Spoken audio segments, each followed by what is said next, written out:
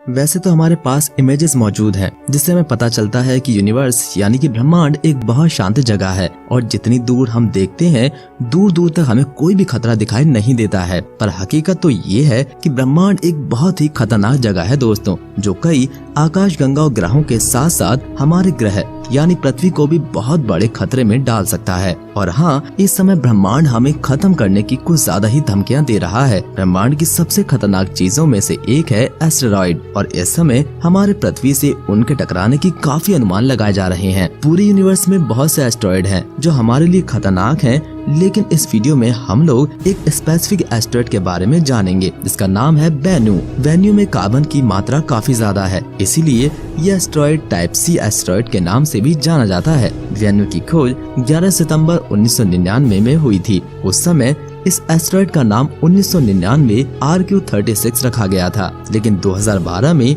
University of Arizona ने इस asteroid का नाम चूज करने के लिए एक कॉन्टेस्ट रखा और जो नाम चुना गया था वो दिया गया था नॉर्थ कैरोलिना के एक 3rd क्लास के स्टूडेंट द्वारा, जिसका नाम था मिचेल प्यूसियो। ये नाम इजिप्टियन माइथोलॉजी की एक चिड़िया बेन्यू नाम से इंस्पायर था। सेंटिनल रिस्क टेबल में बेन्यू को पृथ्वी के लिए सबसे बड़े खतरे का दर्जा दिया गया है। बेन्यू 10,1389 किलोमीटर पर आवर की स्पीड से सूरज के चारों तरफ चक्कर लगाता है और इसे पृथ्वी से हर 6 साल के बाद देखा जा सकता है। यह एस्टेरॉइड सूरज की किरणों से गर्म होता है और जब ये घूमता है तो अपने चारों तरफ थर्मल रेडिएशन छोड़ता है। बेन्यू की सतह कैसी है और इसकी फिजिकल कैरेक्टरिस्टिक्स कैसी हैं, ये जानने के लिए नासा ने 8 सितंबर 2016 को एक मिशन लॉन्च किया। इसका उद्देश्य था कि बेन्यू की सतह से उसके मटेरियल्स के सैंपल लाना और फिर पृथ्वी में वापस आ जाना, जिससे कि उसके सैंपल को एनालाइज किया जा सके और फिर पता लगाया जा सके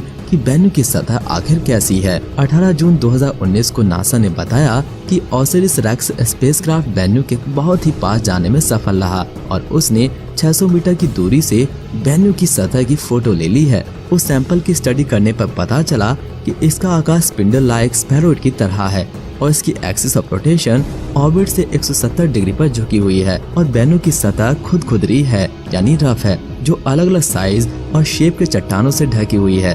बेन्यू का वजन लगभग 78 बिलियन किलोग्राम है और इसकी डायमीटर आधा किलोमीटर की है। दोस्तों, अगर बेन्यू हमारी पृथ्वी से टकरा गया तो इसका क्या परिणाम होगा? ऑन एन एवरेज हर 130,000 साल बाद बेन्यू के जितना बड़ा एस्टेरॉइड पृथ्वी से जरूर टकराता है। अगर बेन्यू पृथ्वी से टकराता है तो इसका पृथ्वी पर क्या असर पड़ेगा? इसका अंदाजा आप इस बात से लगा सकते हैं कि जब हिरोशिमा में एटम बम गिराया गया था तो 13 किलो टन की एनर्जी रिलीज हुई थी। उसने पूरे शहर को तबाह कर दिया था। अगर बेन्यू पृथ्वी से टकराता है तो कोलाइजन से लगभग 112 मेगाटन की एनर्जी रिलीज होगी। 2007 में बेन्यू 7,50,000 किलोमीटर की दूरी से पृथ्वी से गुजरेगा और फिर उसके बाद 2135 में पृथ्वी से 3 लाख किलोमीटर की दूरी से गुजरेगा। यानी इन दोनों बार इसकी टक्कर होना पृथ्वी से लगभग नामुमकिन सी लगती है, लेकिन 2175 में या फिर 2199 के बीच में उनके पृथ्वी से टकराने के 2700 में से एक बार टकराने के चांसेस हैं। लेकिन भविष्य में ये आपदा दिखने के लिए